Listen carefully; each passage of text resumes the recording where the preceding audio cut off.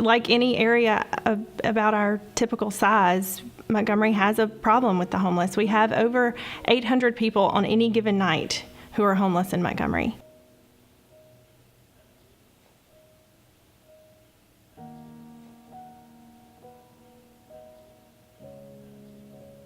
My name's Molly Stone. I'm the Executive Director of the Mid-Alabama Coalition for the Homeless.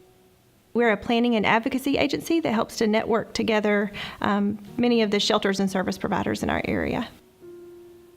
A lot of people have misconceptions about how people become homeless, how they seek assistance, how they get assistance, and we really want to debunk a lot of those myths and make sure that people understand the challenges that people are facing on the streets and in our shelters. Homelessness is not a mistake. It's not a lifetime label.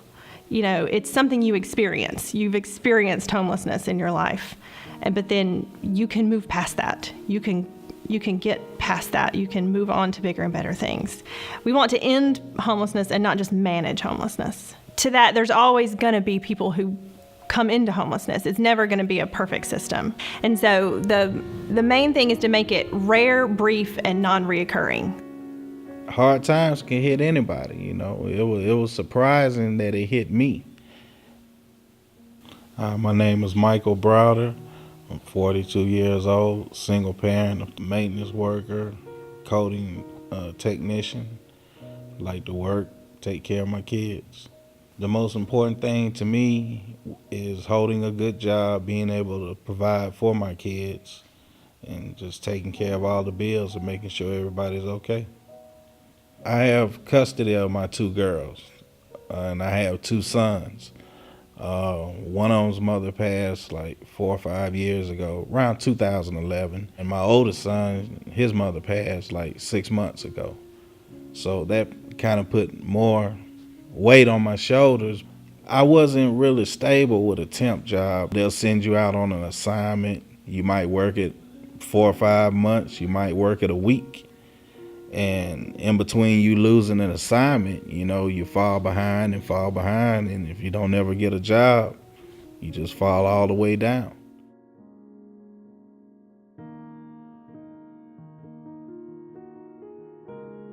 Mentally, I wanted to give up, but I know I couldn't. One thing I had to realize is you can't let your pride get in the way. If you need something and you know there's people that'll help you, you got to let your guard down and just, you know, you got to talk to somebody.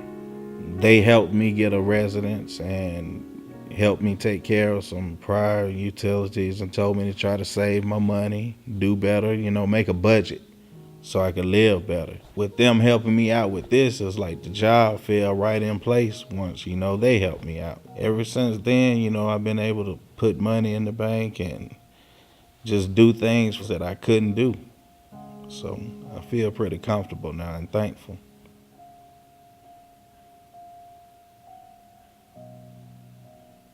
We're an agency that helps to bring together lots of the other providers who provide all different kinds of services. We help network those providers together and then provide some of our own services when we see something that's a gap in services.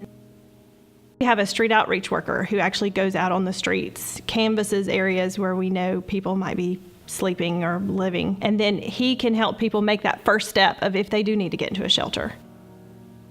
A further step is we have our housing assistance program that can provide some rent and utilities assistance to people when they're coming out of shelters, helps them make a household budget. Those 2 programs help us move people into shelter and then out of shelter, because that's what we want to do, is really move people through and get them independently living.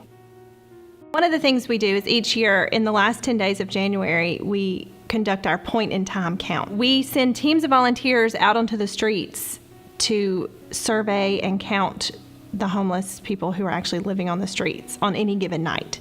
That's where we get a lot of our data. And on that same night, we count and survey all the people who are staying in shelters. And so that helps us not duplicate, you know, because people kind of can move in and out, especially of emergency shelters.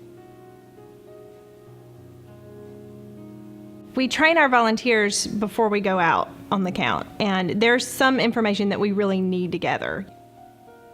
But we also just want to hear what's going on with people and how we can help them. Not only are we there to get information from them, but we take things with us like blankets, coats, sack lunches, hygiene items, things like that people need on a day-to-day basis.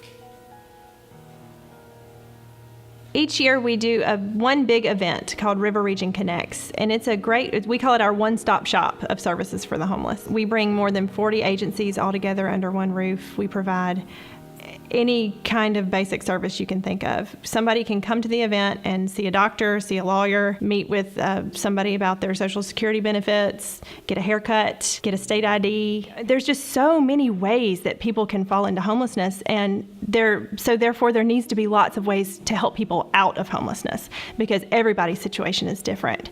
And so it really strikes me that we have to have this wide range of services to be able to meet people where they are and to help them in their particular situation. My name is April. I'm 39. I'm a medical assistant. I'm a single mother of 4 daughters who are all pretty much grown now. And I have 2 grandchildren and 1 on the way. I was in an abusive marriage, and I had a friend who lived here, and she told me that I could come here and stay with her. And me and my 2 youngest daughters left February 15th. I'm sorry. My friend who I moved here with told me she had a house here. We could stay with her. We get to Tennessee, she didn't have a house. She was living in a hotel. So me and my 2 girls ended up living in a hotel for a month. And 2 weeks after I got here, I did find a job making minimum wage. And a coworker of mine had told me about 211.